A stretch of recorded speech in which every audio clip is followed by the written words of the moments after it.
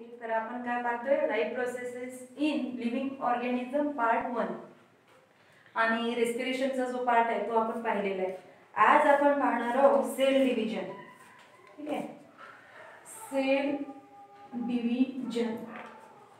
Sale division पाहण्याआधी तुम्हाला माहित असलं पाहिजे स्ट्रक्चर ऑफ सेल, जे की 8 मध्ये झालेलं आहे आपलं. ठीक आहे, स्ट्रक्चर ऑफ सेल मध्ये काय पाहिलं होतं आपण की हे सेल आहे, सेलच्या मध्ये काय असतो, न्यूक्लियस असतो आणि न्यूक्लियस मध्ये काय असतो, न्यूक्लिओलस असतो. न्यूक्लियस मध्ये काय असते, न्यूक्लिओलस असते. आणि थोडंसं मोठं काढू याला. ठीक आहे, हे आहे तुमचं न्यूक्लियस. न्यूक्लियस मध्ये न्यूक्लिओलस असतो आणि मध्ये काय असते, हे fibre like, thread like structure राहते मधात. याला आपण काय म्हटलेलं होतं, क्रोमॅटिन. ठीक आहे, याला क्रोमॅटिन. देन इथे काय, सायटोप्लाझम.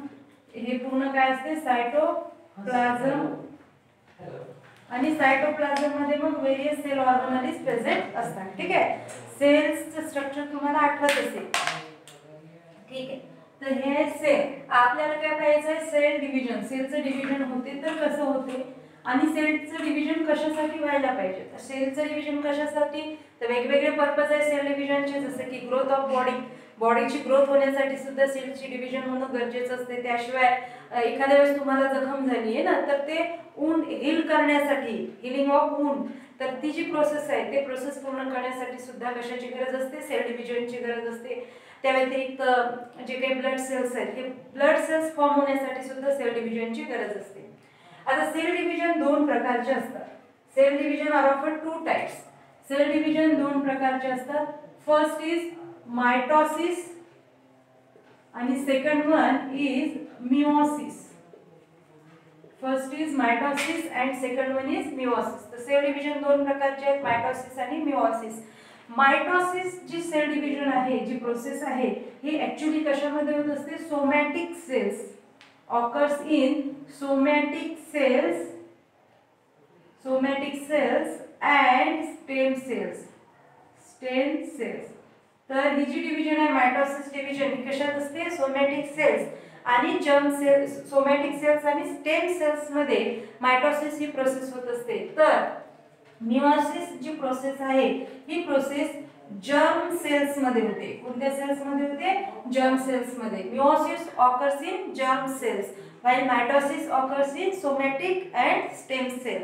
सोमॅटिक सेल्स म्हणजे काय, तर सोमॅटिक सेल्स म्हणजे पूर्ण बॉडीमध्ये, ओव्हरऑल बॉडीमध्ये जे काही तुमच्या लिव्हिंग ऑर्गॅनिझमच्या ओव्हरऑल बॉडीमध्ये जे सेल्स प्रेझेंट असतात, दॅट इज सोमॅटिक सेल्स. जे काही सेल्स प्रेझेंट आहेत तुमच्या बॉडीमध्ये त्यांना काय म्हणतात, सोमॅटिक सेल्स. आणि जर्म सेल्स काय, तर germ cells present in a reproductive organ only. तर जर्म सेल फक्त कुठे प्रेझेंट असते, रिप्रोडक्टिव्ह ऑर्गन मध्येच प्रेझेंट असतात. जसं की फॉर एक्झाम्पल फिमेल मध्ये काय असते, ओव्हरी, आणि जे मेल आहे त्यांच्यात काय असते, टेस्टिस. तर टेस्टिस आणि ओव्हरी मध्येच फक्त जर्म सेल्स प्रेझेंट असतात. बाकी सर्व बॉडीमध्ये कोणते सेल्स प्रेझेंट असतील, सोमॅटिक सेल्स. लक्षात ठेवायचे, सोमॅटिक सेल्स काय आणि जर्म सेल्स काय, लक्षात ठेवायचे तुम्हाला. सोमॅटिक सेल्स म्हणजे ओव्हरऑल पूर्ण बॉडीमध्ये जे सेल्स प्रेझेंट आहे, तुमची बॉडी ज्या सेल्सनी बनलेली आहे त्या सर्व सेल्सना काय म्हणायचं, सोमॅटिक सेल्स म्हणायचं. आणि फक्त रिप्रोडक्टिव्ह ऑर्गन ओव्हरी आणि टेस्टिस मध्ये जे काही सेल्स प्रेझेंट असतील त्यांना म्हणायचंय तुम्हाला जर्म सेल. तर जर्म सेल्स रिप्रोडक्टिव्ह सेल्स आहेत, रिप्रोडक्शन साठी कारणीभूत असणारे सेल्स आहेत जर्म सेल्स. ठीक आहे, आणि मिओसिस द्वारे काय होते किंवा जर्म सेल्सचा उपयोग काय किंवा मिओसिसचा काय उपयोग आहे, तर formation of gametes. Formation of gametes. ठीक आहे, फॉर्मेशन ऑफ गॅमेट्स. कोणते गॅमेट्स, एग्स आणि स्पर्म. एग्स आणि स्पर्म. तर काय होते मिओसिस मध्ये, जर्म सेल्स मध्ये ही प्रोसेस होत असते मिओसिस. आणि मिओसिस थ्रू गॅमेट्सचं फॉर्मेशन होत असते. कुठल्या गॅमेट्सचं, एग आणि स्पर्म. ठीक आहे ना, एग आणि स्पर्मचं फॉर्मेशन मिओसिस प्रोसेस थ्रू होत असते. मायटोसिस कुठे होते, मायटोसिस सोमॅटिक सेल्स आणि स्टेम सेल्स मध्ये होत असते मायटोसिस प्रोसेस. आणि मायटोसिसचं काम काय, तर मायटोसिसचं काम आहे ग्रोथ ऑफ बॉडी. ठीक आहे, बॉडीची ग्रोथ करण्यासाठी असेल, healing of wound, healing of wounds, then formation of blood cells. ठीक आहे, तर मेन फंक्शन जे आहे मायटोसिसचं ते आहे ग्रोथ ऑफ बॉडी. बॉडीची ग्रोथ होण्यासाठी मायटोसिस ही प्रोसेस, त्या व्यतिरिक्त काही म्हणजे हिलिंग ऑफ वुंड्स असेल, formation of new blood cells असेल, तर हे सर्व करण्यासाठी मायटोसिस या प्रोसेसची गरज असते. लक्षात ठेवायचं, मायटोसिस कुठे होते, मिओसिस कुठे होते, मायटोसिस द्वारे काय होते, the main function of mitosis and the main function of meiosis, ह्या दोन गोष्टी आपल्याला लक्षात ठेवणं गरजेचं आहे. मिओसिस कुठे होते आणि जर्म सेल्स जे आहेत, जर्म सेल्स कुठे प्रेझेंट असतात, सोमॅटिक सेल्स कुठे प्रेझेंट असतात, आणि मिओसिस द्वारे आपल्याला गॅमेट्सचं फॉर्मेशन होते, ह्या काही गोष्टी आपल्याला लक्षात ठेवणं गरजेचं आहे. ठीक आहे. आता मायटोसिसची प्रोसेस आहे, ही मायटोसिस 2 स्टेप्स मध्ये होत असते. मायटोसिस प्रोसेस किती स्टेप्स मध्ये होते, 2 स्टेप्स मध्ये होते. तर पहिली असते कॅरिओकायनेसिस, कॅरिओकायनेसिस, आणि सेकंड जी आहे ती असते सायटोकायनेसिस, सायटोकायनेसिस. ठीक आहे. मायटोसिस 2 स्टेप्स मध्ये होते, कॅरिओकायनेसिस, सायटोकायनेसिस. कॅरिओकायनेसिस म्हणजे काय, कॅरिओचा अर्थ होतो न्यूक्लियस, कॅरिओचा काय अर्थ होतो, न्यूक्लियस, आणि कायनेसिस म्हणजे डिव्हिजन, आणि कायनेसिस म्हणजे डिव्हिजन. सायटोचा अर्थ काय होतो, सायटोप्लाझम, काय होतो, सायटोप्लाझम, आणि पुन्हा कायनेसिस म्हणजे डिव्हिजन. जिथे न्यूक्लियसची डिव्हिजन होते त्याला आपण कॅरिओकायनेसिस म्हणतो, आणि जिथे सायटोप्लाझमची डिव्हिजन होईल तिथे काय असेल, सायटोकायनेसिस. लक्षात आहे. कॅरिओकायनेसिस म्हणजे काय, न्यूक्लियसची डिव्हिजन होत असेल तर कॅरिओकायनेसिस, आणि सायटोप्लाझमची डिव्हिजन होत असेल तर त्याला आपण सायटोकायनेसिस म्हणतो. तर याला डिटेल मध्ये पाहू आपण, मायटोसिस प्रोसेस डिटेल मध्ये पाहू. लक्षात आलं, हे तुम्ही लिहू शकता या गोष्टी, हा जो काही टेबल आहे तो तुम्ही लिहून घेऊ शकता. मायटोसिस,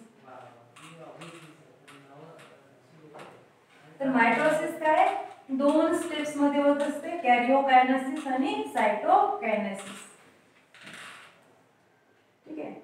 2 स्टेप्स, फर्स्ट इज कॅरिओकायनेसिस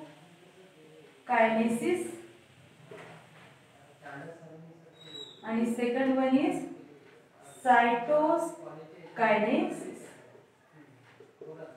ठीक आहे. आता कॅरिओकायनेसिस पुन्हा 4 स्टेप्स मध्ये होते. कॅरिओकायनेसिस पुन्हा किती स्टेप्स मध्ये होतात, 4 स्टेप्स मध्ये. तर पहिली स्टेप आहे कॅरिओकायनेसिसची प्रोफेज. कॅरिओकायनेसिसच्या 4 स्टेप्स, प्रोफेज, सेकंड असते metaphase, metaphase, prophase, metaphase, anaphase आणि टीलोफेज. ठीक आहे. तर कॅरिओकायनेसिस पुन्हा एकदा 4 स्टेप्स मध्ये होते. कुठल्या 4 steps, prophase, metaphase, anaphase, telophase. Prophase, metaphase, anaphase आणि टीलोफेज, 4 स्टेप्स लक्षात ठेवायचे. पुन्हा पाहतोय आपण सेल डिव्हिजन. सेल डिव्हिजन मध्ये मायटोसिस आणि मिओसिस. सेल डिव्हिजन 2 प्रकारे होते, 2 स्टेप्स मध्ये होते, मायटोसिस आणि मिओसिस. मायटोसिसच्या 2 स्टेप्स, कॅरिओकायनेसिस आणि cytokinesis. कॅरिओकायनेसिसच्या 4 steps, prophase, metaphase, anaphase आणि टीलोफेज. प्रोफेज, मेटाफेज, एनाफेज आणि टीलोफेज. तर 1 बाय 1 पाहू आपण. प्रोफेज, मेटाफेज, एनाफेज आणि टीलोफेज मध्ये नेमकं काय होते पहा. फर्स्ट इज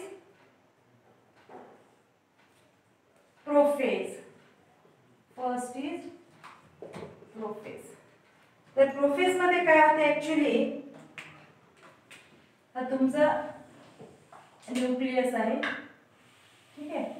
आणि न्यूक्लियस मध्ये काय असते, इथे हा सेल आहे, आणि सेल मध्ये काय आहे, न्यूक्लियस आहे. न्यूक्लियस मध्ये इथे आहे न्यूक्लिओलस, आणि मध्ये काय असते, हे थ्रेड लाईक स्ट्रक्चर. ठीक आहे. हे थ्रेड लाईक स्ट्रक्चर ज्याला आपण काय म्हटलेलं आहे, क्रोमॅटिन, ज्याला आपण काय म्हटलेलं, क्रोमॅटिन. आता प्रोफेज मध्ये ऍक्च्युली काय होते, हे जे काही थ्रेड लाईक स्ट्रक्चर आहे क्रोमॅटिन, हे कंडेन्स होते. कंडेन्स है ना, becomes condensed. The thread-like structure that is chromatin becomes condensed and thick. हे काय होते, कंडेन्स होते आणि थिक होते. ठीक आहे, थिक. त्याच्यामुळे या प्रोफेज मध्ये काय तयार होते इथे, या थ्रेड लाईक स्ट्रक्चर पासून काय तयार होत असेल इथे तयार होते ethic condense chromosome. Ethic condense chromosome हे अशा प्रकारचे थिक कंडेन्स क्रोमोझोम, अशा प्रकारचे थिक कंडेन्स क्रोमोझोम तयार होते. आणि जे न्यूक्लियर मेम्ब्रेन आहे, हे न्यूक्लियर मेम्ब्रेन आणि जो न्यूक्लिओलस आपण इथे दाखवलेला आहे, हा न्यूक्लिओलस आणि nuclear membrane start to disappear. ठीक आहे. आणि हे न्यूक्लियर मेम्ब्रेन आणि न्यूक्लिओलस जो आहे तो काय होतो, डिसअपियर व्हायला स्टार्ट होतो. ठीक आहे. जे क्रोमॅटिन आहे, thread like structure chromatin thread काय होतात, कंडेन्स होतात, थिक व्हायला सुरुवात होते. ठीक आहे. क्रोमॅटिन थ्रेड थिक होतात, कंडेन्स होतात आणि हे क्रोमोझोमल स्ट्रक्चर बनतात. आणि हे सुरू असताना जे काही न्यूक्लियर मेम्ब्रेन आणि न्यूक्लिओलस आहे हा काय होतो, स्टार्ट टू डिसअपियर. ते डिसअपियर व्हायला सुरुवात होते. आणि जे काही सेंट्रिओल्स असतात, हे सेंट्रिओल काय होतात, डबल सेंट्रिओल्स डुप्लिकेट आणि दोन सेंट्रिओल्स दोन अपोजिट पोल्सला जातात. दोन सेंट्रिओल्स काय होतात, इथे मी ते सेंट्रिओल्स काढते इथे, तर हे सेंट्रिओल्स काय होतील, दोन पोल्सला सेंट्रिओल्स जातात. ठीक आहे. लक्षात काय काय होते प्रोफेज मध्ये जे काही थिन थ्रेड लाईक स्ट्रक्चर आपण पाहिलेले होते, हे thin thread like structure condense होतात, त्यांचा शॉर्ट फॉर्म होतो, कंडेन्स होतात अँड बिकम्स थिक. कंडेन्स होऊन ते थिक बनतात. आणि जे सिस्टर क्रोमॅटिन आहेत ते सिस्टर क्रोमॅटिन जवळ येतात, पेअरअप होतात. सिस्टर क्रोमॅटिन जे असतील हे असे सिस्टर क्रोमॅटिन जे आहेत ह्या जवळ येतात, ह्या सिस्टर क्रोमॅटिन जवळ येतात आणि काय होतात, हे असे असेल थ्रेड लाईक स्ट्रक्चर. ठीक आहे. तर हे थ्रेड लाईक स्ट्रक्चर काय झालं, कंडेन्स झालं. ठीक आहे. आपण याला कंडेन्स करू, हे असं कंडेन्स झालं, थिक झालं. ठीक आहे. हे असं थिक झालं. आणि हे जे काही सिस्टर क्रोमॅटिन तयार झालेले असेल, हे सिस्टर क्रोमॅटिन काय येतात, जवळ येतात आणि पेअरअप होतात. हे सिस्टर क्रोमॅटिन असे आले जवळ आणि हे काय होतील, असे पेअरअप होतात, हे येतील. ठीक आहे. हे पेअरअप होतात आणि आपल्याला काय मिळते, क्रोमोझोम मिळतं. आलं लक्षात. तर पहिल्या प्रोफेज मध्ये काय होत असेल, प्रोफेज मध्ये आपल्याला क्रोमोझोम मिळतात, न्यूक्लियर मेम्ब्रेन डिसअपियर व्हायला सुरुवात होते आणि सेंट्रिओल, दोन सेंट्रिओल तयार होतात आणि प्रत्येक सेंट्रिओल हे अपोजिट पोल कडे जातात. ठीक आहे. तर प्रोफेज. सेकंड जी फेज असते ती आहे मेटाफेज. ठीक आहे.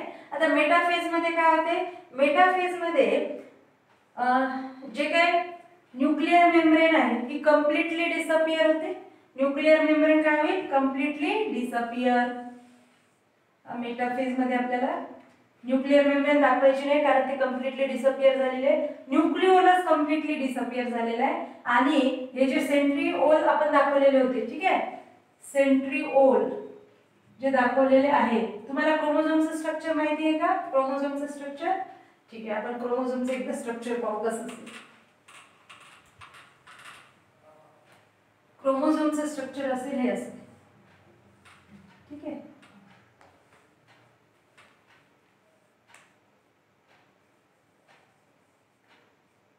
Coiled spring like structure. ठीक आहे.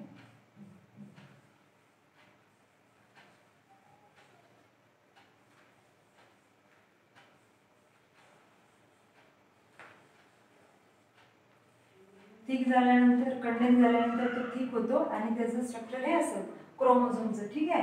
हे क्रोमोझोमचं स्ट्रक्चर आणि इथनं हे असा वायर काढतो आपण. हे काय, डीएनए. याला ओढल्यानंतर हे स्प्रिंगला असं ओढलं आपण. ठीक आहे ना. हे स्प्रिंग लाईक स्ट्रक्चर आहे, कंडेन्स फॉर्म मध्ये. त्याला ओढलं की काय तयार होते, तुम्ही जेव्हा स्प्रिंग ओढता तेव्हा तुमच्या लक्षात येते की हे स्प्रिंग लाईक स्ट्रक्चर असं ओढल्यानंतर काय होईल, काय एंडकडून हे तुम्हाला थ्रेड लाईक हे असं स्ट्रक्चर जे काय मिळते दॅट इज डीएनए. ठीक आहे. म्हणजे क्रोमोझोम मध्ये काय असतो, डीएनए असतो. हा जो मधला पार्ट आहे, हा मधला पार्ट हा काय यायचा, सेंट्रोमियर. आणि हा असतो आर्म्स असतात हे. ठीक आहे. हे असतात त्याच्या आर्म. तर हा जो आर्म आहे तो पी आर्म, हा जो असतो तो क्यू आर्म असतो. ठीक आहे. आणि क्रोमोझोम मध्ये काय असते, डीएनए असते आणि डीएनए वर काय असते, जीन्स डीएनए वर काय असते जीन्स. लक्षात ठेवायचं न्यूक्लियस मध्ये क्रोमोझोम, क्रोमॅटिन पासून क्रोमोझोम तयार होतो आणि क्रोमोझोम मध्ये काय असते डीएनए आरएनए असते क्रोमोझोम मध्ये आणि या डीएनए चे जे सेगमेंट्स आहेत त्यांना आपण काय म्हणतो जीन्स म्हणतो. म्हणजे genes is the part of DNA, DNA is the part of chromosome आणि क्रोमोझोम कुठे प्रेझेंट आहे तर in the nucleus of cell. सेलच्या न्यूक्लियस मध्ये हे क्रोमोझोम प्रेझेंट असतात. लक्षात ठेवा हे स्ट्रक्चर जे आहे ते कशाचं आहे क्रोमोझोम. ठीक आहे हे स्ट्रक्चर आहे क्रोमोझोम. लक्षात क्रोमोझोमचं स्ट्रक्चर. ठीक. आता काय पाहतोय आपण मेटाफेज. मेटाफेज लक्षात ठेवा सेंट्रोमियर पार्ट लक्षात ठेवायचे तुम्हाला. क्रोमोझोमचा जो मध्ये हे दोन जे काही क्रोमॅटिड सिस्टर क्रोमॅटिड जोडलेले आहेत हे कशाने जोडलेले आहेत सेंट्रोमियरने. लक्षात ठेवायचे कोणते पार्ट्स कोणते. सेंट्रोमियर हा जो आर्म असतो वरचा तो पी आर्म आणि खालचा जो आर्म आहे तो क्यू आर्म आणि इथनं जे निघते ते डीएनए. ठीक आहे लक्षात राहील तुम्हाला. ओके. सेंट्रोमियर काय, पी आर्म काय, क्यू आर्म काय आणि डीएनए कुठून निघतो ते लक्षात ठेवायचं. ठीक आहे. सेकंड फेज कोणती होती मेटाफेज. प्रोफेज मध्ये काय झालेलं होतं कंडेन्स झाले क्रोमॅटिड फायबर कंडेन्स होऊन आपल्याला क्रोमोझोम मिळाले. Nuclear membrane start to disappear, nuclear membrane आणि न्यूक्लियोलस डिसअपियर व्हायला सुरुवात होते आणि स्पिंडल जे सेंट्रिओल आहे ते दोन अपोजिट पोल्सला जातात. आता काय होते मेटाफेज मध्ये हे जे सेंट्रिओल आहेत हे सेंट्रिओल्स काय करतात स्पिंडल फायबर तयार करतात. काय करतात हे तयार स्पिंडल फायबर. हे स्पिंडल फायबर असं दाखवू आपण.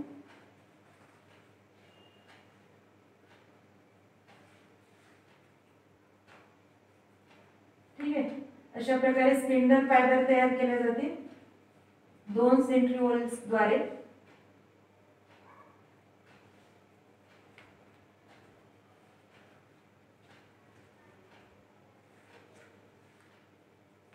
आणि जे काही क्रोमोझोम इथे तयार झालेले होते क्रोमोझोम हे क्रोमोझोम काय होतात या इक्वेटोरियल लाईनला. ठीक आहे ही जी इक्वेटोरियल लाईन आहे म्हणजे सेंटर ऑफ अ स्फियर या सेलची जी सेंटर लाईन आहे इक्वेटोरियल लाईन या इक्वेटोरियल लाईनला हे क्रोमोझोम जे तयार झाले ते क्रोमोझोम काय होतात अरेंज होतात parallel to equatorial line. This chromosome arrange like दिस.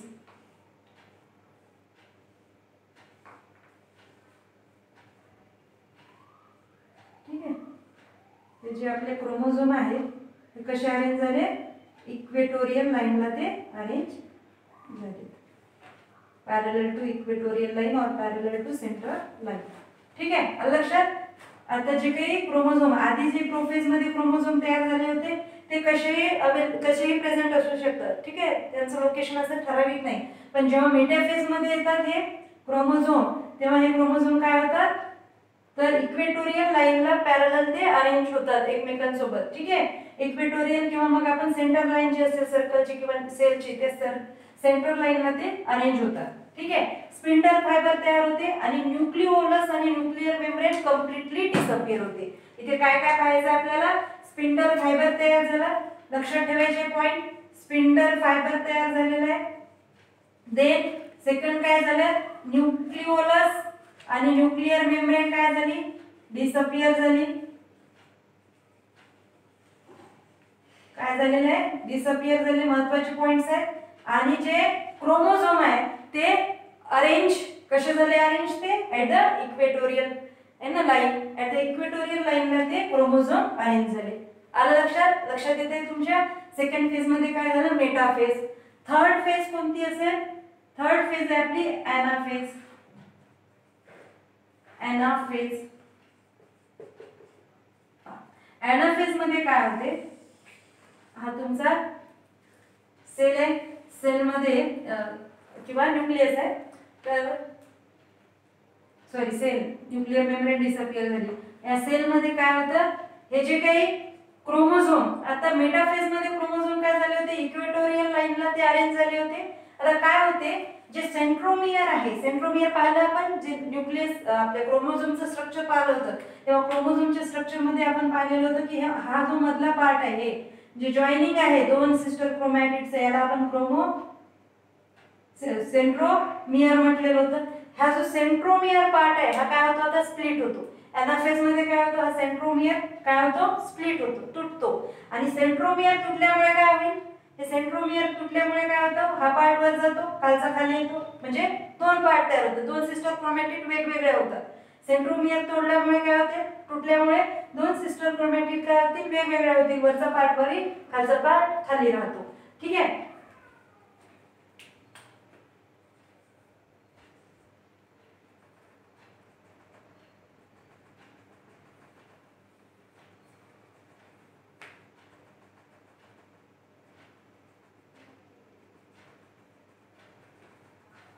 काय झालेलं आहे तिथे, काय सांगितलं आपण की सेंट्रोमियर स्प्लिट झाला.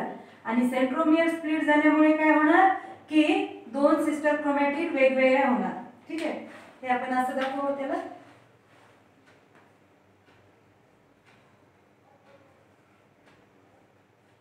सेंट्रोमियर स्प्लिट झाल्यामुळे दोन सिस्टर क्रोमॅटिड काय झाल्या, वेगवेगळ्या झाल्या. येते लक्षात, लक्षात येत आहे की जे मेटाफेज मध्ये आपल्याला क्रोमोझोम मिळाले होते हे इक्वेटोरियल लाईन वर प्रेझेंट होते. आणि त्यांचा जो सेंट्रोमियर आहे, हा मधला जो पार्ट आहे जॉइनिंग जी आहे दोन आर्मची, ही जॉइनिंग काय होते स्प्लिट होते. आणि जॉइनिंग स्प्लिट झाल्यामुळे आपल्याला हे असं स्ट्रक्चर मिळते. ठीक आहे. लक्षात येत आहे, दोन वेगवेगळे सिस्टर क्रोमॅटिड तिथे फॉर्म होतील प्रत्येक क्रोमोझोम पासून. ठीक आहे. आता हे सिस्टर क्रोमॅटिड जे आहे ते काय होतील, पोल कडे ओढले जातात. हे अट्रॅक्टेड टुवर्ड्स द पोल. आणि हे कशाने, हे with the help of this spindle fibre, spindle फायबरच्या मदतीने ते काय होतात, पोल कडे ओढले जातात किंवा पोल कडे ढकलल्या जातात, पुल केले जातात. ठीक आहे ना. ओढल्या म्हटल्यापेक्षा आपण म्हणू की ते पुल केले जातात. कुठे पुल केले जाते, दोन पोल कडे, या एंड कडे ते ओढले जातात. ठीक आहे. कशाच्या हेल्पनी, स्पिंडल फायबरच्या. आणि मग टिलोफेज मध्ये किंवा याच्या शेवटी जे आपल्याला स्ट्रक्चर मिळेल, एनाफेजच्या शेवटी जे स्ट्रक्चर मिळेल ते स्ट्रक्चर कसं असेल, हे तुमचं सेल आहे किंवा न्यूक्लियस आहे. त्या न्यूक्लियस मध्ये हे जे काही क्रोमॅटिन आहे, हे क्रोमॅटिन तुम्हाला हे असे दिसते.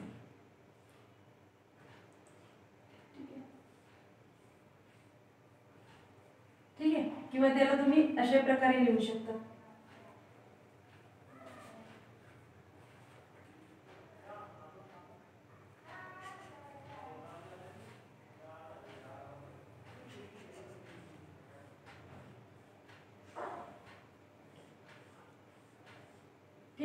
इथे गेल्यानंतर म्हणजे ऍट द एंड पॉइंटला गेल्यानंतर काय होते, ऍट द, आता काय होतील सिस्टर क्रोमॅटिड ऍट द एंडला किंवा त्या पोलकडे, दोन अपोजिट पोलकडे ओढल्या जातात. आणि टिलोफेज मध्ये काय होतं, ठीक आहे, इथे मध्ये तुमचं स्पिंडल फायबर असेल, स्पिंडल फायबर असेल मध्ये. ही लास्ट स्टेप सांगते की लास्ट शेवटी काय होईल एनाफेज मध्ये. ऍक्च्युअली एनाफेज मध्ये काय होते, एनाफेज मध्ये सेंट्रोमियर स्प्लिट होतो. आणि सेंट्रोमियर स्प्लिट झाल्यामुळे दोन क्रोमॅटिड आपल्याला स्प्लिट होताना किंवा वेगळ्या होताना दिसतात. आणि जे काही दोन भाग वेगळे झालेले आहेत, एक भाग वरच्या पोलकडे जातो, पुल होतो, आणि एक भाग खालच्या पोलकडे ओढला जातो किंवा पुल होतो with the help of the spindle fibre. अशा प्रकारे मग जी शेवटची स्टेप आहे ती असेल टिलोफेज. तर टिलोफेज मध्ये नेमकं काय होते, टिलोफेज मध्ये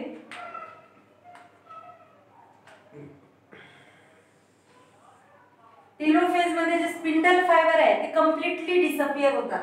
टिलोफेज मध्ये हे जे स्पिंडल फायबर मध्ये दिसतात ना आपल्याला, हे काय होते कम्प्लिटली डिसअपियर होतात. आणि जे काही आपले क्रोमॅटिड आहेत किंवा क्रोमोझोम आहेत, सेपरेटेड क्रोमोझोम जे दोन एंडला गेलेले आहेत, यांच्या भोवती काय तयार होते, आता न्यूक्लियर मेम्ब्रेन तयार होते. ठीक आहे. हे जे काही आपले क्रोमोझोम होते जे दोन एंडला गेले, यांच्या भोवती काय तयार होते, आता न्यूक्लियर मेम्ब्रेन तयार होते. ठीक आहे. यांच्या भोवती काय तयार झाले, न्यूक्लियर मेम्ब्रेन तयार झाले. आलं लक्षात, न्यूक्लियर मेम्ब्रेन आणि न्यूक्लियस असो, न्यूक्लियस असो. ठीक आहे.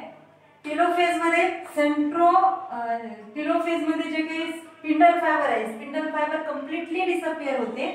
आणि जे काही आपले क्रोमोझोम आहेत दोन वेगवेगळ्या टोकांना, दोन वेगवेगळ्या पोल्सला गेलेले, तर या क्रोमोझोम भोवती पुन्हा एकदा न्यूक्लियर मेम्ब्रेन तयार होते, न्यूक्लिओलस तयार होते, स्पिंडल फायबर कम्प्लिटली डिसअपियर होतो आणि एक नॉच पडतो. इथे काय होतं आता टेलोफेज मध्ये आपलं हे जे काही न्यूक्लियस आहे या न्यूक्लियस मध्ये काय होतो हा असा नॉच पडतो,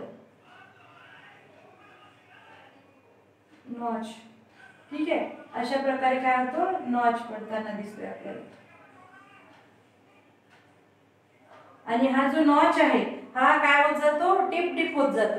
ठीक आहे, जसजशी प्रोसेस पुढे जाते तसं हा नॉच काय होतो आतल्या साइड ना डिप होत जातो आणि शेवटी जी प्रोसेस आहे आपली सायटोकायनेसिस. तर सायटोकायनेसिस मध्ये काय असते, सायटोकायनेसिस सुद्धा पाहिली होती आपण. ही झाली तुमची कॅरिओकायनेसिस. कॅरिओकायनेसिस मध्ये न्यूक्लियसचं डिव्हिजन होत आहे. कॅरिओकायनेसिस मध्ये काय होतंय न्यूक्लियसचं डिव्हिजन होत आहे. तर न्यूक्लियसचं डिव्हिजन अशा प्रकारे होते इथपर्यंत. ठीक आहे, हा जो नॉच आहे तो ग्रो होतो, डीप जातो आणि शेवटी तुम्हाला हे असं स्ट्रक्चर मिळते तुमच्या कॅरिओकायनेसिस मध्ये. सायटोकायनेसिस मध्ये काय होते, सायटोकायनेसिस मध्ये हा सायटोप्लाझम जे आहे ते सायटोप्लाझम डिवाइड होते आणि हे जे नॉच आहे ते एकदम डीप जाते. अशा प्रकारे सायटोकायनेसिस मध्ये सायटोप्लाझम डिवाइड होते, हे नॉच एकदम डीप जाते आणि आपल्याला हे असे दोन न्यूक्लियस भेटतात. आपल्याला दोन न्यूक्लियस असे भेटतात. ठीक आहे, दोन वेगवेगळे न्यूक्लियस असे भेटतात.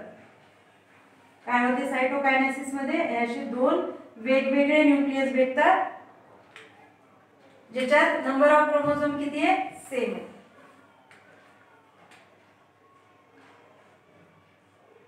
ठीक आहे, हा यस. पण हे लक्षात ठेवायचे टेलोफेज मध्ये ही सर्व प्रोसेस होत असताना स्पिंडल फायबर डिसअपियर होते, न्यूक्लियर मेम्ब्रेन अपियर होते, न्यूक्लिओलस अपियर होते आणि हे जे काही क्रोमोझोम होते ते आता डिकंडेन्स होते.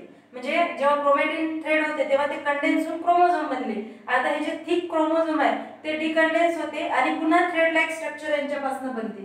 तर काय बनेल यांच्यापासून, हे टेलोफेज मध्ये हे थ्रेड लाईक स्ट्रक्चर, हे असं थ्रेड लाईक स्ट्रक्चर आणि थ्रेड लाईक स्ट्रक्चर बनल्यानंतर म्हणजे थिन स्ट्रक्चर बनल्यानंतर ते पुन्हा नॉन विजिबल होते, पुन्हा आपल्याला दिसत नाही अशा प्रकारे. आणि देन सायटोकायनेसिस मध्ये काय होईल मग, सायटोकायनेसिस मध्ये हे अशा प्रकारे दोन वेगवेगळे सेल्स तयार होताना आपल्याला दिसतात.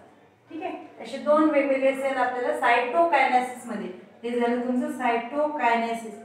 तर सायटोकायनेसिस मध्ये अशा प्रकारे दोन सेल सेपरेट होताना दिसतात. तर महत्त्वाचं आहे कॅरिओकायनेसिस. कॅरिओकायनेसिस तुमच्या लक्षात आलं. सायटोकायनेसिस मध्ये फक्त तुम्हाला काय सांगायचं की सायटोप्लाझमचं डिव्हिजन होते. जे काही इथे हे नॉच क्रिएट झाला होता, हा नॉच शेवटपर्यंत म्हणजे प्रोसेसच्या शेवटी हा नॉच खूप डीप जातो आणि दोन न्यूक्लियस जे आहेत हे दोन न्यूक्लियर मेम्ब्रेन इथे तयार झाले. तर हे जे दोन न्यूक्लियस आहेत ते मग शेवटी काय होतात, सेपरेट आउट होतात. ठीक आहे, सेपरेट आउट होतात जेव्हा सायटोप्लाझमचं डिव्हिजन होते सायटोकायनेसिस मध्ये तेव्हा, आणि दोन वेगवेगळे न्यूक्लियस आपल्याला मिळतात. तर लक्षात काय ठेवायचं, मायटोसिस जी प्रोसेस आहे याच्या थ्रू आपल्याला काय झाले, दोन न्यूक्लियस मिळाले. ठीक आहे ना, एका न्यूक्लियसचं डिव्हिजन होऊन आपल्याला किती न्यूक्लियस मिळाले, इथे दोन न्यूक्लियस मिळाले मायटोसिस प्रोसेस मध्ये. लक्षात ठेवायचं आहे आपल्याला ही पण गोष्ट की मायटोसिस मध्ये काय होते, two nucleus are form, two nucleus form from one nucleus. एका न्यूक्लियस पासून दोन न्यूक्लियस फॉर्म झाले आणि प्रत्येक न्यूक्लियस मध्ये क्रोमोझोम नंबर किती आहे, 2n. प्रत्येक याच्यात क्रोमोझोम नंबर किती असते, 2n. 2n म्हणजे डिप्लॉइड. ठीक आहे, डिप्लॉइड.